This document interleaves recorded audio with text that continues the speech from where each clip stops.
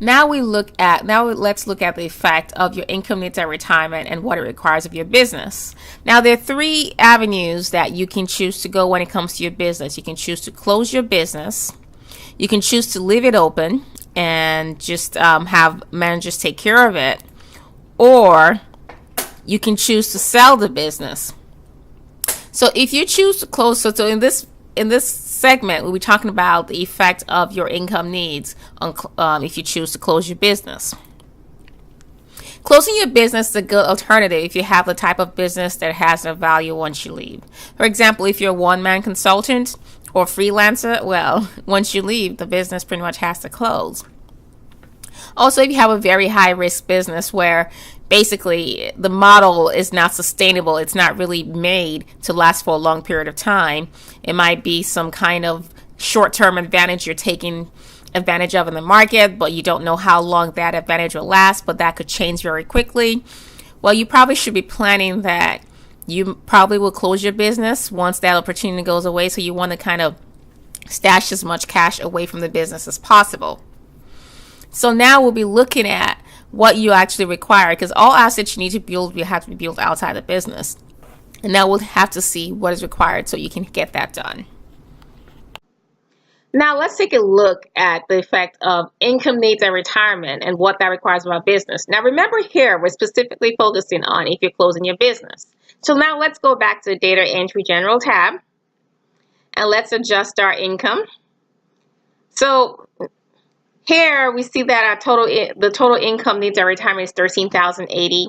Let's just leave it the way it is for now, just to test. So we know that's not realistic. Nobody can live in $13,080, but let's just leave it there for now. So we go back to the test tab. We see that after tax adjustment and inflation adjustment, it's $16,680. Assets required to build that is $555,000. Annual contribution is $109,000. Also, one more thing about the assets. That is the assets required to have that amount of income, other things being equal at retirement, indefinitely. So if you want to have $16,680 in income indefinitely, then you need to have $555,000 in assets to get that kind of income. So to do that within 5 years, you need an annual contribution of $109,000. And then to make, with all the things equal, net profit margin, growth, and everything being equal, then you will need $285,608 in revenue to do that kind of annual contribution. So, well, this requires you that you have a 43% growth rate. Right now, you're 33%. So you're pretty close. So you can actually just make a couple of adjustments to meet your goal. So this goal is not so far-fetched. So we copy that and we paste it. Let's look at another example. Go back to Data Entry General. Let us say a total expenses would be $63,080. Well, let's go and see what that is. Here we see income after inflation adjustment and tax adjustments, $84,746.